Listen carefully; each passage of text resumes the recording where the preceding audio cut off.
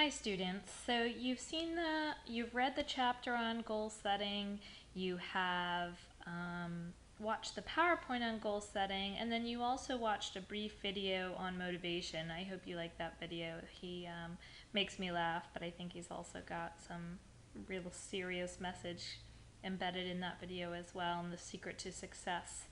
But this is a little bit more about motivation, kind of some final thoughts on what you need to do to stay on track. Firstly, you might want to think about what motivates you. Is it internal or external?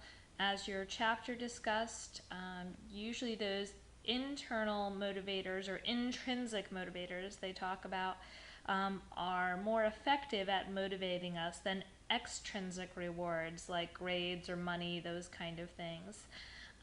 So if you have a reason, perhaps it's spiritual or your family, or you want to do your personal best to see how far you can go, that might be what motivates you. And it could be even something, maybe you had a negative experience that you're turning positive. I know I had one student who shared with me she had a stepfather, and she didn't particularly like him. He didn't sound like a nice person, but one of the things he said to her once was that she would never make it through college. She wouldn't, really make anything of herself in life. And her desire to prove him wrong was what was kind of turned her around and made her strive to get.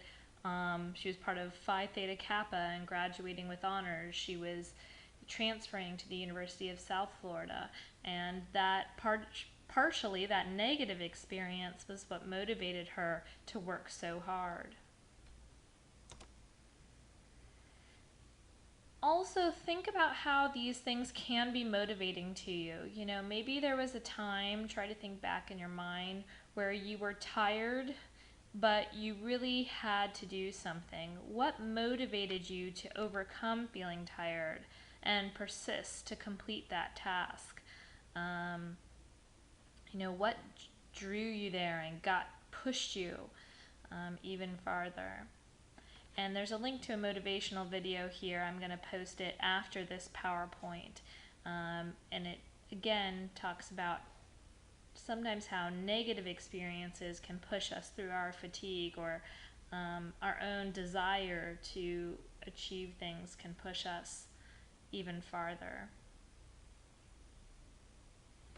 I know one student shared with me that he worked at the movie theater, I remember him saying, and that he worked very long hours and multiple hours a week, and he really wasn't a night person. He wouldn't get home from his movie theater job until 11 or so at night, and he knew he needed to study, and he wanted to get his degree, and part of his motivation for that was his girlfriend. He she hadn't had a very good family life growing up, and that she wanted, to have a good family of her own, and he wanted to marry her someday, and he wanted to be a good provider for her, and he thought, if I want all these things to give to her and to be these things for her, then I need a good paying job. I need a college degree. And so when he would get home from the movie theater at night, thoughts of what he could be for her was partially what motivated him to crack those books even when he was tired. So your book talks about being motivated by extrinsic factors or intrinsic factors. And that's where you really can try to narrow down on, what is it that motivates me? Is it that, I have kind of a spiritual desire to please God and be the best I can be and make the most out of my life? Is it that you have someone in your life who looks up to you and you want to be a good role model for them? Is it that you want to, maybe your parents sacrificed a lot to get you where you are today, and so you feel like you don't want to throw that away. They are what motivates you, their belief in you, their sacrifices. And those can all be intrinsic motivators. Extrinsic motivators would be more things like I mentioned before, like, the being able to show off the good grade, or being able to earn money, being able to have a nice house. Those things that you can get at the end are more extrinsic. And your book talks about, kind of the power of both of those, but that intrinsic usually are the longer lasting and more powerful motivators. So if you find on your list that you've got a lot of extrinsic motivators, you might think like, well, how can I develop some intrinsic motivation? Because that's probably what's going to help me last through college or persevere through my goals. And this was the video that I posted before this PowerPoint.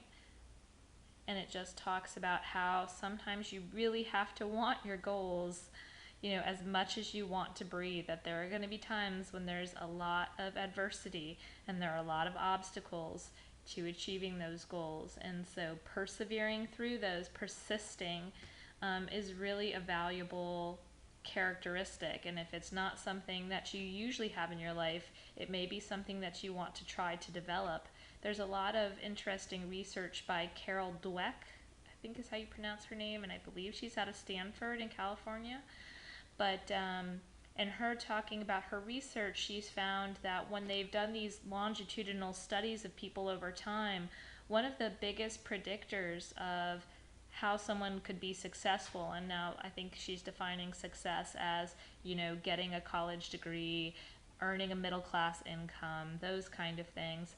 But one of the biggest predictors of success is not the income of your parents, or how you were raised, or where you were lived, or whether you had a single parent or a two-parent family home, or whether your family had money, your IQ.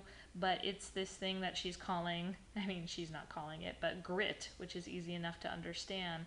And grit is that idea that of persevering, of just looking at struggle as an opportunity to grow and to persevere, and not shutting down in the face of adversity, of using it to motivate yourself.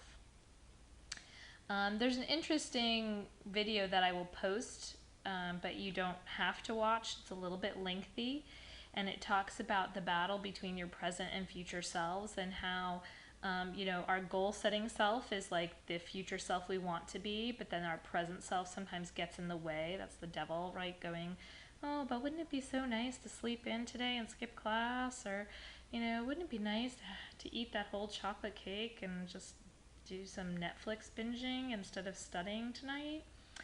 So this video talks about this study that they did about how, like, the best ways to keep people on track towards their goals, how to keep them away from temptation. And finally, this is part of your goal setting assignment, is really trying to craft goals that are SMART. So this is something I look at when I'm assessing that assignment, is, are your goals SMART? Are they specific? So not just, I want to be a good person, but what does be a good person mean? Does that mean I want to volunteer with a nonprofit organization at least, 4 hours a week or something like that? Is it I want to have a 3.5 GPA, not just I want to do well in school?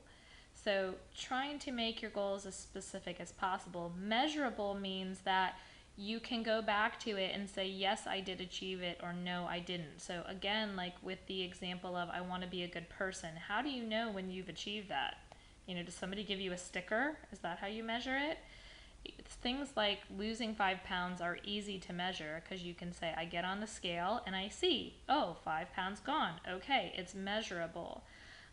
Or I increase my grade in a class. I went from an 80 to a 90. Oh, okay, that's measurable.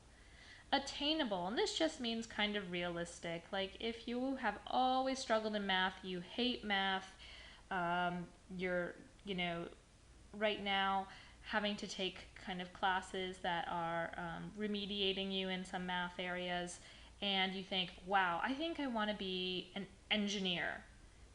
That's my goal, to be an engineer. You might want to think about that, because engineers are every day dealing with math and have to have very strong math skills. And so is that really going to be attainable for you? Is that something that you want? And, you know, there's nothing to say that it isn't if you want it badly enough, but you kind of have to think through, is this the best path for me? Relevance. So, are they relevant to your life right now? Like, if you're like, oh, my goal is to get a Lamborghini after I graduate from college. Is that a really relevant goal for you? I mean, I'm not saying it's not, because that's subjective and up to you, but that idea of how relevant is that to your life, that goal? And time bound. So please don't tell me in your goal setting that, you know, you want to be a veterinarian. Tell me you want to be a veterinarian in the next 10 years or something like that, because that's more time specific. The directions here, we don't have any goals to give you and give feedback to, but that this is probably something that I will put in the discussion as a prompt, so you can do this as an activity there. I'll give you some goals to give feedback toward. And then the last phase of setting goals is when you revisit them and you say, are these goals working for me? Are my strategies working in reaching my goals? You might say, well, maybe I'm trying to take on too much right now. I'm trying to, you know, become more spiritual, and I've joined a Bible study, and I'm going to church every Sunday, and I'm kind of being mentored by this, you know, pastor. Well, and I'm also trying to lose 10 pounds and get ready for this marathon I signed up for. And I'm also trying to reach this goal of saving money. So I'm working 45 hours a week, trying to take extra shifts. And I'm also, you know, you get the point. So there might be too many goals on your plate.